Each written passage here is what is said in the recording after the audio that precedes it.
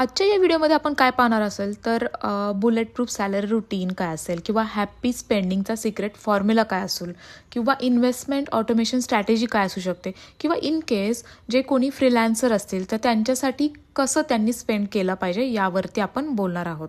म्हणजे पैसा नेमका जातो कुठे याच्यावरती आपण बोलणार आहोत. आपण एक केस स्टडी पाहूयात. खरं तर एक श्रेया नावाची मुलगी पुण्यामध्ये जॉब करत होती बिझनेस ॲनालिस्ट रोलमधून.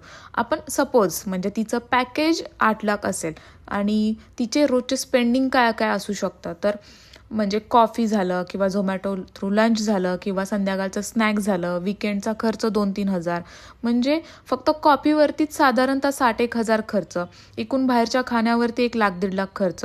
आणि श्रेयाला असं वाटतं की मी सेव्हिंगपेक्षा जास्त पैसा फक्त खाण्यावरच खर्च करते. तर हे कधी आपल्याला रिअलाईज होतं जेव्हा आपल्या हातामध्ये आपल्या पॉकेटमध्ये पैसेच राहत नाही. बरोबर की नाही? असं तुम्ही बऱ्याचदा पाहिलं असेल की पियर प्रेशरमुळेही बऱ्याचदा खर्च हा होतो. खरं तर इंडियन मिडल क्लास आपल्या फॅमिलीमध्ये मोस्टली 3 मोठे लीक्स असू शकतात, ज्यामध्ये एक असतं कन्व्हिनियन्स खर्च, त्यामध्ये उबर, झोमॅटो, ब्लिंकिट, म्हणजे 10-15 हजार महिन्याला जातं. किंवा दुसरं म्हणजे social pressure, office parties, branded gifts, त्यामध्ये काही खर्च होतात. आणि तिसरं म्हणजे इमोशनल शॉपिंग, म्हणजे काय, मूड खराब झालाय जरा जातेच मी शॉपिंग करते, मूड खराब झालाय मी ॲमेझॉनवरून काहीतरी ऑर्डर करते, मूड खराब झालाय मी मिंत्रावरती जरा शॉपिंगच करते. आणि अनयूज सबस्क्रिप्शन म्हणजे नेटफ्लिक्स, प्राईम अशा गोष्टींचं. किंवा बऱ्याचदा असं होतं की खूप जास्त मोटिवेशन असतं जिमला जाण्याचं, म्हणून जिमला पैसेही भरले जातात पण जिमला जातच नाही. मग काय होतं शेवटी? वेस्ट ऑफ मनी. म्हणजे जर का गरज असेल तरच तुम्ही स्पेंड करा. मी असं म्हणत नाही आहे की तुम्ही पैसे खर्च करू नका. पैसे योग्य ठिकाणी योग्य वेळी खर्च करा. म्हणजे आउटिंगला जा, शॉपिंग करा, जिमलासुद्धा जा, पण जर का जेव्हा गरज असेल तेव्हा खर्च करा. बिनकामी वायफट खर्च करू नका. आता जनरली ना तुमचे मिनिमम 3 ते 4 अकाउंट्स असले पाहिजेत. आता तुम्ही म्हणाल बापरे एवढे मोठे अकाउंट काय करायचं, पण बघा तुम्हाला शेवटपर्यंत पाहिलं तर नक्की पटेल. किंवा मिनिमम 2 ते 3 तरी पाहिजेच पाहिजे. म्हणजे अकाउंट फर्स्ट जे असेल ते सॅलरी कमांड सेंटर, म्हणजे तुमचा मेन सॅलरी अकाउंट असेल. ते फक्त डिस्ट्रीब्युशनसाठी, म्हणजे महिन्याच्या 1 तारखेला सॅलरी आली तर त्या अकाउंटमधून तुम्ही दुसऱ्या अकाउंटला सॅलरी ट्रान्सफर करू शकता.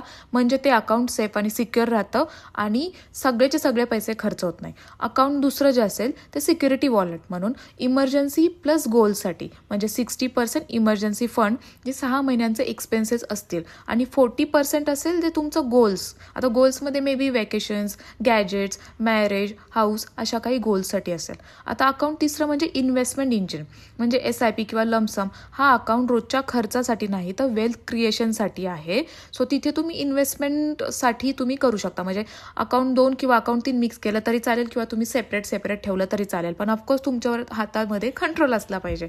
अकाउंट 4 हे एक्सपेन्सेस किंवा UPIला तुम्ही अकाउंट ॲड करू शकता. म्हणजे UPI bills, credit card payment, main अकाउंटला UPI जोडू शकता. म्हणजे हे अकाउंट 4 हे तुमचं रेग्युलर अकाउंट असलं पाहिजे. आता आपण एक पाहूयात की परफेक्ट सॅलरी टायमिंग स्ट्रॅटेजी कशी करू शकता.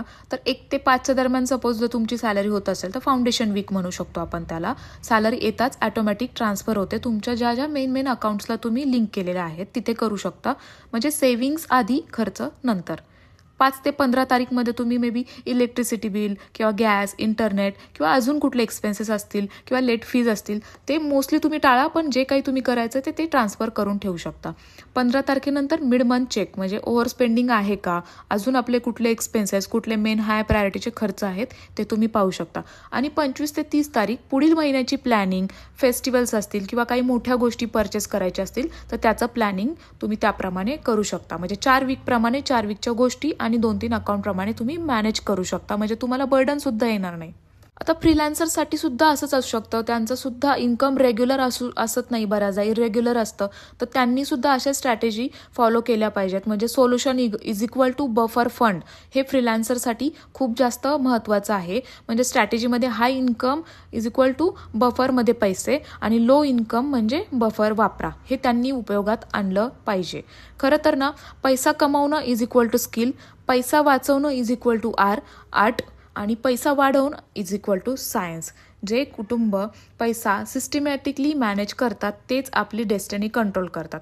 हा व्हिडिओ जर का तुम्हाला आवडला असेल तर प्लीज नक्की लाईक करा, शेअर करा, सबस्क्राईब करा आणि ज्यांना या व्हिडिओची गरज आहे त्यांच्यापर्यंत नक्की पोहोचवा. चला भेटूयात नवीन व्हिडिओ करून. Till then tata, bye bye, जय महाराष्ट्र.